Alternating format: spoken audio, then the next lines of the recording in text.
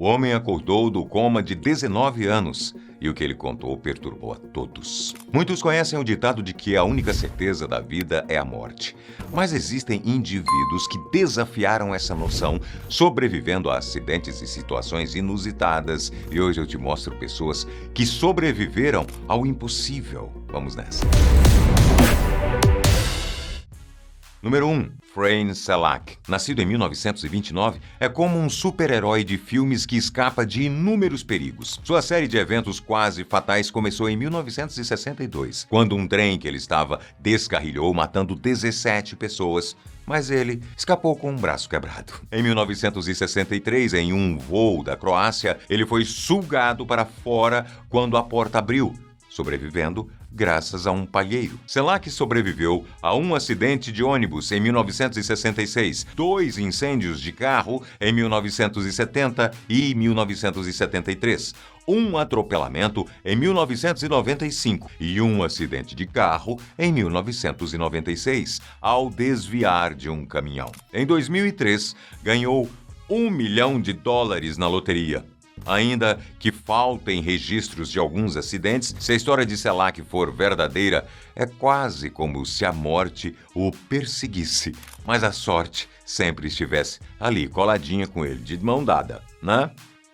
Número 2. Anatoly Bugorsky. Em 1978, o físico Anatoly Bugorsky, pesquisador do acelerador de partículas Synchrotron, o 70, sofreu um acidente grave. Em 13 de julho, uma falha levou o acelerador a disparar um potente feixe de luz enquanto Anatoly verificava a máquina. Apesar do sistema de segurança, o feixe chamado de brilho de 1000 sóis atingiu seu cérebro. Era um raio com 72 bilhões de electronvolts, 300 mil vezes mais potente que o usado em terapias de prótons. Anatoly sobreviveu, ficando surdo e com paralisia facial do lado esquerdo. Fora isso, sua capacidade intelectual não foi afetada e, acreditem, ele parou de envelhecer do lado que foi atingido. Número 3. Roy Sullivan. Você é daqueles que acreditam que um raio não cai 2 vezes no mesmo lugar? Vai nessa. Então, o guarda florestal Roy Sullivan está vivo para provar o contrário. Em 36 anos de carreira, ele foi atingido 7 vezes. Me lembrei do 7º filho. O primeiro raio caiu em sua perna em 1942, o último em 1977, causando queimaduras no peito e no estômago. Aí você se pergunta, mas os raios não matam? Geralmente sim. Por isso, Roy era mais conhecido como para-raios humano e seu lugar no Guinness Book está garantido. Toda vez que era atingido por um raio, perdia um atributo do seu corpo. Cabelos, eu nem precisei de raio, unhas e acabava com um monte de queimaduras graves. Número 4. Radivoj Lajic. Radivoj Lajic experimentou um fenômeno raro, a queda de 5 meteoritos em sua casa. Após o primeiro impacto, ele reforçou seu telhado com ligas de aço. Estranhamente, os meteoritos sempre caem antes de grandes tempestades e já foram confirmados como autênticos por especialistas. A probabilidade de ser atingido por um meteorito é de 1 em 1 quatrilhão, tornando o caso de Lajic ainda mais extraordinário, 1 em 4 trilhão. Mantenha isso em mente. Enquanto Lajic especula sobre atividade alienígena, cientistas estudam campos magnéticos locais como possível explicação, mas nenhuma teoria foi definitivamente comprovada. Número 5. Julian Koipke. Em 1971, no voo 508 Lança, ocorreu um milagre. Julian Koipke, uma adolescente, sobreviveu a uma queda de 3.000 metros de altura após um acidente aéreo na Amazônia peruana. Ela estava entre os 93 a bordo de um Lockheed Electra, avião de uma companhia já conhecida por acidentes anteriores. Ao cruzar uma nuvem cumulonimbus, o piloto não desviou, mesmo com atraso de 7 horas. Um raio atingiu o avião, danificando o motor. Julianne foi expelida, mas acredita-se que seu assento e a queda sobre a copa das árvores salvaram sua vida. Com uma vértebra quebrada e outros ferimentos, ela seguiu um rio por 10 dias, lembrando-se dos conselhos de seus pais. Encontrou uma cabana de lenhadores e foi resgatada. Número 6, Hakan Yassinoglu. Hakan Yassinoglu, 45 anos, viveu um verdadeiro milagre após ser soterrado por escombros devido a um terremoto no sul da Turquia, localizado em Hatay, perto da fronteira com a Síria. O desastre devastou a cidade de Antáquia. Embora muitos sobreviventes tenham sido resgatados nas primeiras 24 horas, Hakan foi encontrado apenas 12 dias após o terremoto, permanecendo enterrado por mais de 270 horas. A sua incrível resistência e sobrevivência é um total enigma, classificando-se como um verdadeiro milagre.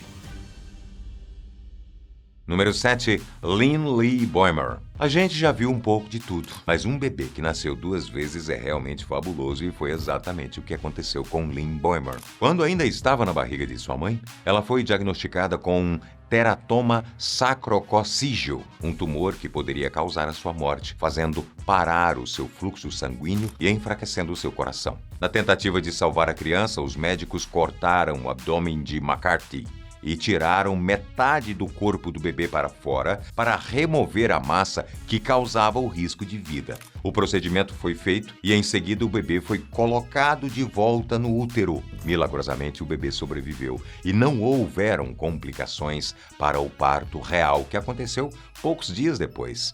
Caramba, que história legal. Número 8, Harrison O'Keefe. Tem situações que a gente nem pode dizer que foi sorte, e sim capacidade que a pessoa teve de sobreviver em condição extrema. Isso foi o que aconteceu com Harrison O'Keefe em 2013, que trabalhava como cozinheiro a bordo de um rebocador quando a embarcação naufragou por causa de uma falha súbita. O naufrágio do rebocador Jason 4, que estava a mais ou menos 32 quilômetros da costa da Nigéria, foi tão rápido que nenhum dos 13 tripulantes conseguiu chegar à superfície antes do navio encher de água. Nesse exato momento, O'Keefe tinha ido ao banheiro e percebeu a virada do barco. Logo, tudo tinha se soltado e estava em cima de sua cabeça. Mas, por algum motivo, o banheiro formou uma bolha de ar que permitiu ao rapaz sobreviver por quase 3 dias no fundo do oceano, a cerca de 30 metros de profundidade. Harrison era o único sobrevivente. Lá embaixo estava escuro e ele pensou que alguém viria resgatá-lo.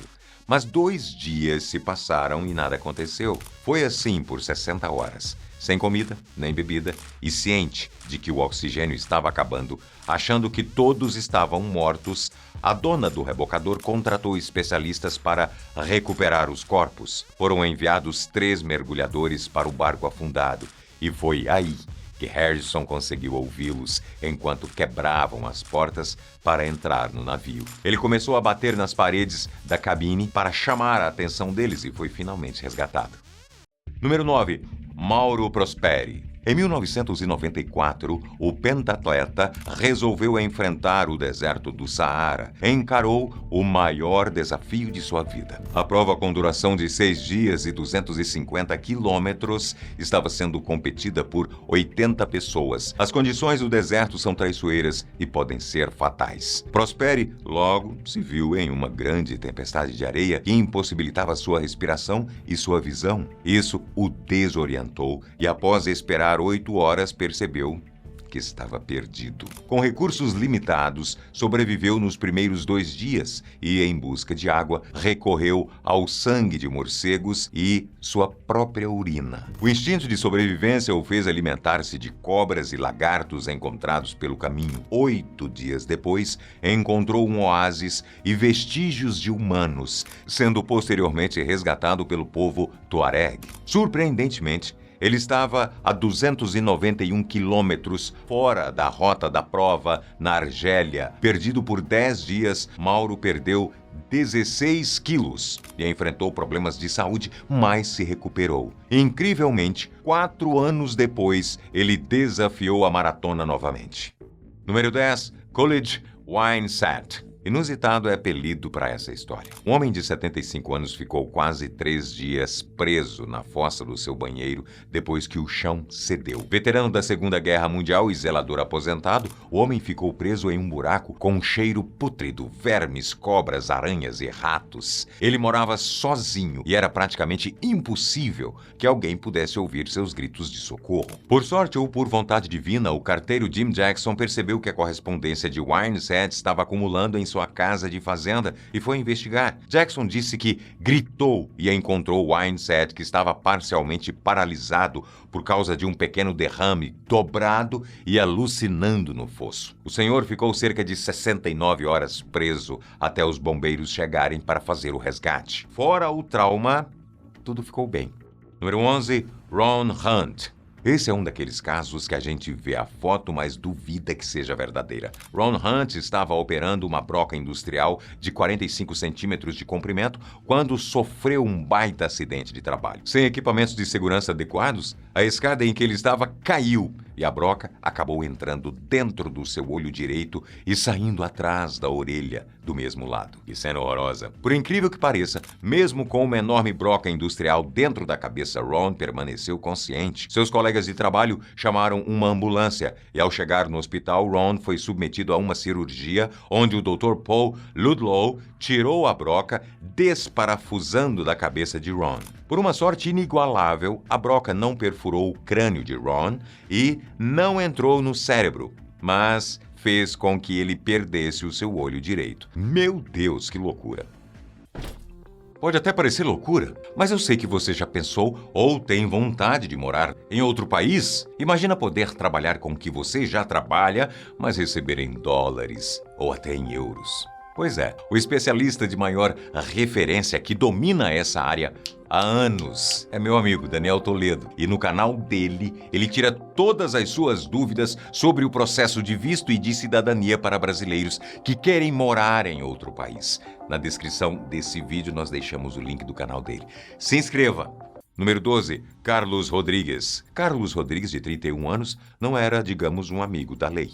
E ficou bastante conhecido por ter perdido metade do seu crânio e de seu cérebro em um acidente de carro, quando dirigia sob efeito de drogas. Conhecido como Ref, ou Metadinha, Rodrigues é um homem com grandes problemas com a lei e alguns promotores já pediram em seus julgamentos uma avaliação psiquiátrica. Contudo, ele vive normalmente, sem a metade do seu cérebro, e as más decisões que ele toma na vida parecem estar ligadas apenas a um problema de índole mesmo. Nada a ver com o cérebro. Número 13, Yasser Lopes. Impactante e assustador foi o caso desse adolescente de 16 anos que acidentalmente atirou um arpão contra sua própria cabeça, atravessando seu crânio. O acidente aconteceu na Flórida, nos Estados Unidos, quando Yasser Lopes carregava a arma com um arpão de 46 centímetros. O objeto atingiu 1,5 centímetros acima do seu olho direito, atravessando seu crânio. Mas, segundo os médicos, não perfurou vasos sanguíneos essenciais do cérebro. O arpão precisou ser cerrado, mas a remoção acabou facilitada porque uma das pontas era de rosquear. Como o estrago maior foi no lado direito, Yasser não teve a comunicação comprometida, mas perdeu um pouco da memória. Ainda assim, os médicos acreditam que ele ainda vai conseguir se recuperar totalmente. Número 14, Caleb Whiteby. Acidentes de carro que envolvem engavetamentos costumam ser fatais, mas o fazendeiro Caleb Whiteby, de 32 anos, teve uma sorte ao se envolver em uma batida com mais de 12 veículos. Caleb ficou prensado entre 2 caminhões e escapou usando um canivete para cortar o cinto de segurança e sair pela janela. Acredita? Por milagre, ele precisou apenas de curativos nas mãos. Nesse acidente, cerca de 100 pessoas se envolveram na colisão que pode ter sido causada por uma forte nevasca. Dessas, 11 pessoas ficaram feridas com média gravidade e 6 pacientes foram encaminhadas em estado grave. Falando não parece tão ruim, mas vendo a foto dá para ter uma ideia da sorte do fazendeiro. Número 15, Coma, de 19 anos. John, um dedicado trabalhador polonês de manutenção de trem, tinha uma vida entrelaçada com os trilhos e sua amada Vanessa. Seu relacionamento com ela começou de forma inesperada quando um encontro acidental em uma estação de trem levou a uma paixão avassaladora. No entanto, a alegria do casal foi interrompida quando Vanessa descobriu estar grávida e pouco depois, Jan sofreu um trágico acidente de trabalho. Uma pedra nos trilhos causou a sua queda, resultando em um coma profundo. Os médicos eram céticos quanto à sua recuperação, mas Vanessa, grávida de uma menina, manteve a sua esperança viva, contra todas as expectativas. Após 19 anos, Jan despertou. Ele surpreendeu a todos ao revelar que ouviu conversas durante seu coma, e sua primeira palavra ao acordar foi o nome de sua filha, agora uma jovem de 19 anos. Uma história de esperança, amor, milagres, que mostra a força do espírito humano. Menino sonâmbulo. Crianças costumam fazer estripulias que infartam qualquer coração. Esse bebezinho, então, ganhou uma nova vida sem saber. A história toda aconteceu quando o chinês Sheng Dong, de 31 anos, a salvou de uma queda do 5º andar de um prédio na cidade de Tongxiang. Sem dúvidas, teve muito anjo da guarda controlando essa queda, pode acreditar. Vesna Vulovic. A outra mulher que sobreviveu à queda de um avião em movimento foi a comissária de bordo Vesna Vulovic, de 23 anos, e que ainda ganhou o recorde mundial de sobrevivência à queda mais alta sem paraquedas. Ela trabalhava no voo 367 da companhia JAT Yugoslav Airways, quando o avião explodiu a 10.160 metros de altura, levando 23 passageiros e 5 tripulantes. A Vesna foi a única sobrevivente. A explosão começou no compartimento de bagagens e dividiu a aeronave em 3 partes. Com a despressurização da cabine, os passageiros e a tripulação acabaram sugados para fora do avião em contato com uma temperatura atmosférica congelante, o que matou todos instantaneamente. Vesna ficou presa por um carrinho de comida na cauda da fuselagem, e essa parte caiu numa região de mata fechada, perto de uma vila na Tchecoslováquia, atingindo o chão coberto com uma grossa camada de neve em um ângulo favorável. Haja sorte, hein? Sobreviventes da Cordilheira dos Andes. A aeronave Fairchild FH-227D cruzava a Cordilheira dos Andes com 45 passageiros a bordo, quando caiu em uma montanha coberta de neve, em uma área remota da Argentina. 11 pessoas morreram na colisão, que destruiu as 2 asas e a parte traseira.